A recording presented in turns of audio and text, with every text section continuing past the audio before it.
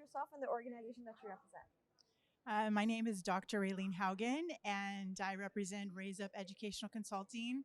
I have about 30 years of experience teaching K to 12, all grade levels, and also college level classes and doctorate level classes. I have also trained teachers who are in the College of Education to be teachers of the future. I started my organization because I have a passion to help, you know, educators, parent educators, school systems think about education in a different way. And so I'm just trying to share my tricks of the trade and what I know specifically about experiential learning and integrated subjects. Sounds wonderful. You're an honoree here at the Education 2.0 conference being held in Dubai. Tell us what it feels like to receive recognition for all your accomplishments. It's such an honor. I'm still kind of. I think when I get home, I'll take it in a little. Yeah, it'll sink in a little bit more. But it's such a great honor.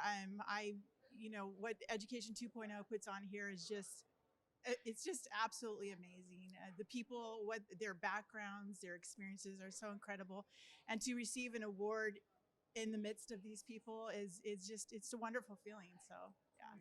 Congratulations again on being an honoree. We're sure you deserve it.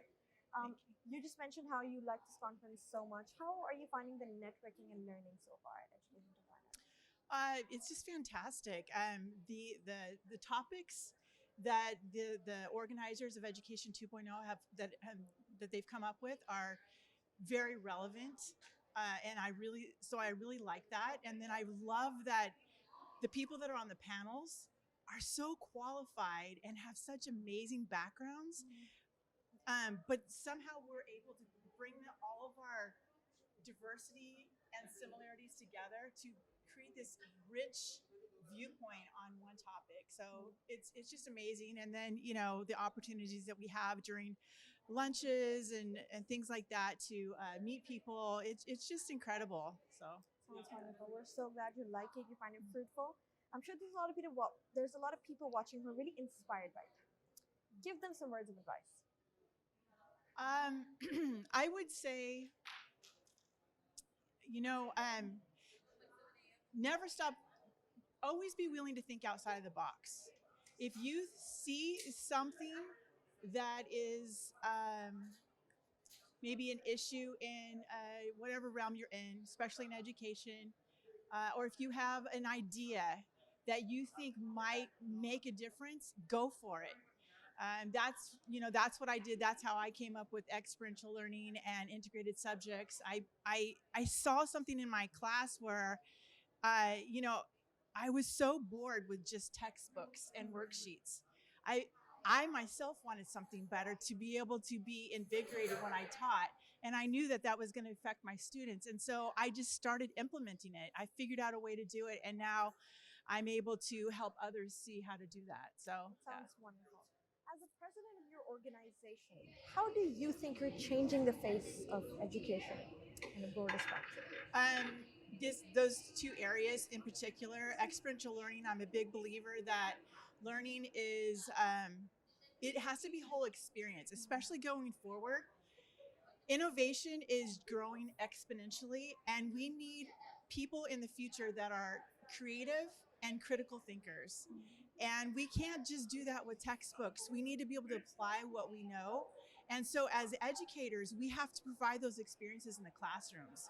We need to make it come alive. And one way that we need to do that is we need to integrate the subjects together. I can give you an example if I have time. Yeah, sure. Okay, so here's an example of something that I would have done in my classroom when I was, let's say, an elementary teacher. Let's say I'm from California in the United States, and if we're studying California history, maybe we would have been studying about, let's say, Native Americans and how they lived on the coastal regions.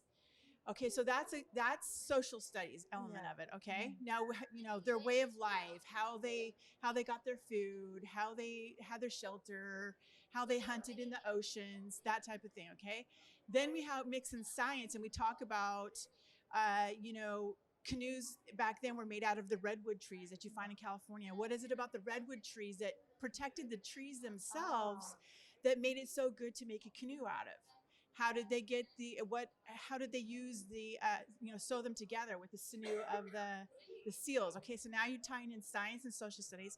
Now let's tie in math. Okay, so if we were to if a canoe can hold so many pounds of weight, and we have 3 people going out fishing, how many pounds of fish can we catch to where the canoe won't sink, right? Now they're going to mix in long division with that. Yeah. Makes sense. Now we do a creative writing assignment and we imagine ourselves as a Native American surviving, and we tell a story through creative writing. Now we mix in language arts. Now you go on a field trip and you apply all of those things that we've been learning, and you actually have them experience this. Maybe we do a kayak instead of a canoe, but we still are imagining what that's like.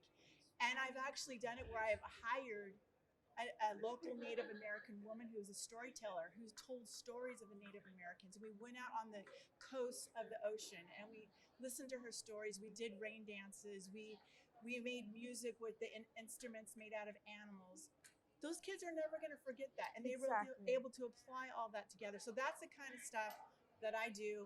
And I have a passion to help other educators learn how to do. That's really, really inspiring. Thank you so much for those words.